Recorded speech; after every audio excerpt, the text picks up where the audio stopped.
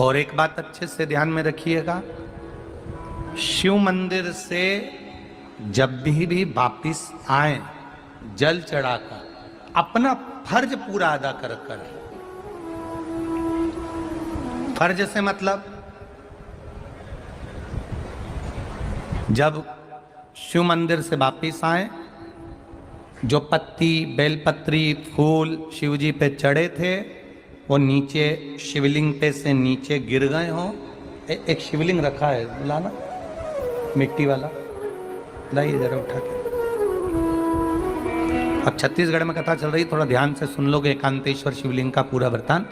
तो आप लोग जो पशुपति व्रत कर रहे हो या कोई भी उपास करते हो, कई लोग कहते हैं हमने करा नहीं हुआ।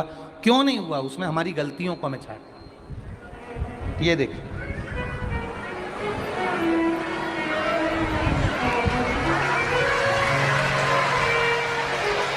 अब जैसे ये शिवलिंग रखा है, आपने जल चढ़ाया, अब जल आप यहां से चढ़ा रहे हो तो धीरे धीरे धीरे धीरे चढ़ाएं जिससे छींटे बाहर ना, यहां तक छींटे रहे ना, जलाधारी तक चलेगा, बाहर ना गिरे। और एक बात का स्मरण रहे,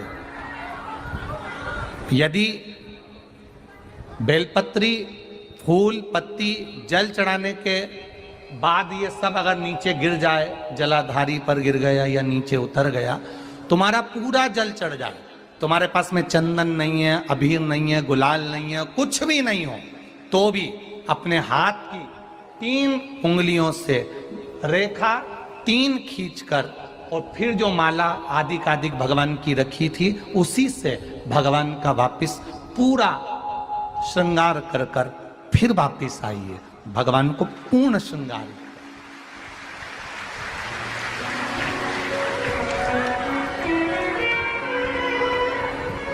भगवान का पूर्ण श्रृंगार कर कर आइए। कई लोग जल चढ़ाने के बाद में भगवान का जो फूल पत्ती नीचे रखी रहती है, आप, हम ये नहीं कह रहे कि आप अपने घर से लेकर जाओ, आपके पास में कुछ नहीं, 1 लोटा जल चढ़ाओ, जल चढ़ाया, जो फूल पत्ती नीचे रखी हुई है उसी को उठाकर उसको रखकर उसी फूल से भगवान का खूब सुंदर श्रृंगार भगवान का कर कर फिर आइए। क्यों? शिव का जब हम श्रृंगार कर कर आते हैं, माता पार्वती जी ने देव अधिदेव महादेव का श्रृंगार किया है, आप लोगों के स्मरण में होगा। राम जी ने माता जानकी का श्रृंगार किया है। रामचरित सुनिए कथा, रामायण सुनिए आप लोगों ने, रामायण सुनी होगी तो उसमें माता बैठी हैं शिला के ऊपर और भगवान राम उनका श्रृंगार कर रहे हैं, एक कौवा आता है वो चोंच मार कर जाता है, ये सारा वृत्तांत आप लोगों ने श्रवण किया है। तो राम जी माता सीता का श्रृंगार करते हैं, भगवान कृष्ण राधा जी का श्रृंगार करते हैं।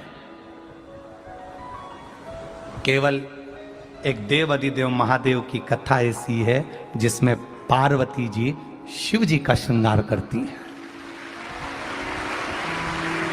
शिव का श्रृंगार किस लिए?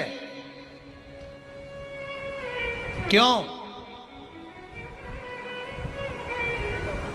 कहा जल चढ़ाने के बाद वहीं पर पड़ी हुई पत्ती से, फूल से, जो चढ़े हुए फूल हैं, चढ़ी हुई पत्ती है, चढ़ा हुआ निर्माल्य है, जो भी शिव जी का है, उसी को धोकर वापिस भगवान का श्रृंगार कर कर आना चाहिए। किस लिए? कि हे भोलेनाथ, जब मैं इस संसार सागर से जाऊं, अखंड सुहाग लेकर पूरी श्रृंगार कर कर इस धाम से जाऊं, ऐसी कृपा बना। जो पढ़ाओ, जो पढ़ाओ, चंदन नहीं है, हाथ से चंदन का स्मरण होना चाहिए। तो इसमें महाराज जी बता रहे हैं कि हमको जल चढ़ाते समय, मंदिर जाते समय क्या करना चाहिए। नहीं है हमारे पास लगाने को रोली, मौली, चंदन, जो भी आपके पास में, अबीर गुलाल नहीं, अपने मन का गुलाल लगाइए, अपने मन का ऐसे दिल से रिझाने का प्रयास। ले जा बाबू, ले जा, दिल से चढ़ाइए। और जब भाव से, दिल से आप आनंद के साथ देव अधिदेव महादेव का आप पूजन करो, उसमें गलती ना हो, गलती ना। हम शंकर जी को जल कहां बैठ के चढ़ाते हैं?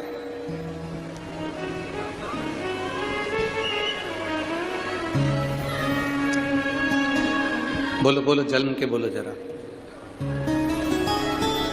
वैसे तो जो शिवलिंग होता है उस शिवलिंग के आसपास कहीं पर भी बैठ जाओ जहां से जल बहता है, बस उस स्थान को छोड़कर। पर विशेष जल चढ़ाने का स्थान कहां से बताया गया? उत्तर की ओर मुख करकर। हमें दक्षिण में बैठना है, उत्तर में मुख करना। उत्तर की ओर भगवान शंकर की जलाधारी, जलाधारी से मतलब है जो शिव जी का चढ़ा हुआ पानी जो बहता है वो उत्तर की ओर जाता है। तो हम कहां बैठते हैं? बोलो बोलो जम के, दक्षिण की ओर। मान लो शिव जी का पानी इधर जा रहा है तो तुम्हें इधर बैठना, शिव जी का पानी इधर जा रहा है तो तुम्हें इधर बैठना।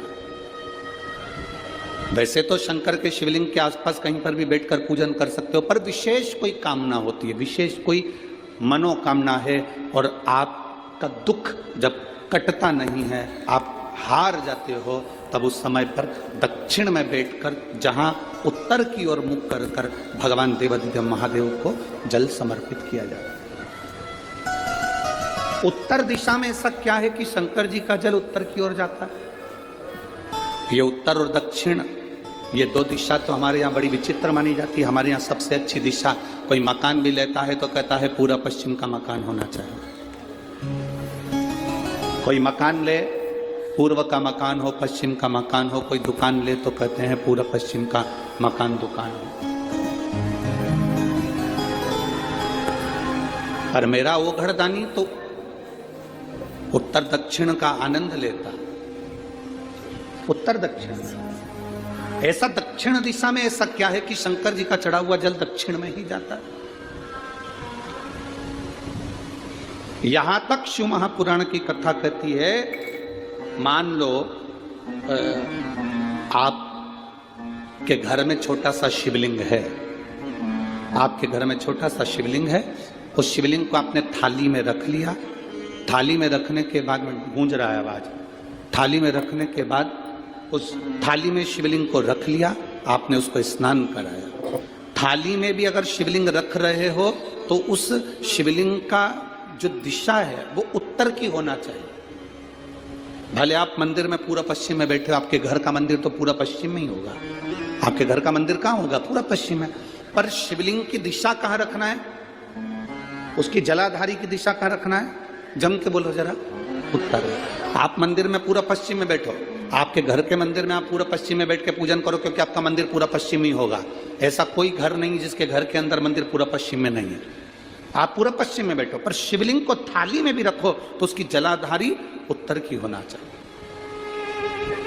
आपने अगर स्नान कराया है शंकर भगवान के शिवलिंग का जल जो आप लेकर जा रहे हो विसर्जन करने के लिए, शिवलिंग का चढ़ा हुआ पानी जो भगवान को हम घर में स्नान कराते हैं, भगवान को घर में नहलाते हैं, स्नान का जो जल होता है उसको हम ले जाकर जब वृक्ष में डालते हैं, उस समय पर शंकर का घर में चढ़ा हुआ जल जब हम ले जाकर उसको डालते हैं वृक्ष में, अगर आपका ध्यान उत्तर की ओर है, आपका मुख उत्तर की ओर है, भले आप जल डाल रहे हैं पर मुख यदि आपका उत्तर की ओर है तो आपकी मनोकामना पूर्ण होती ही है। ये दोस्तों, अगर आपको हमारा चैनल पसंद आए तो प्लीज़ शेयर कीजिए, सब्सक्राइब कीजिए और महाराज की बताई हुई कथा के जो उपाय वो कीजिए। बोला हुआ आपकी सभी कृपा पूरी करें।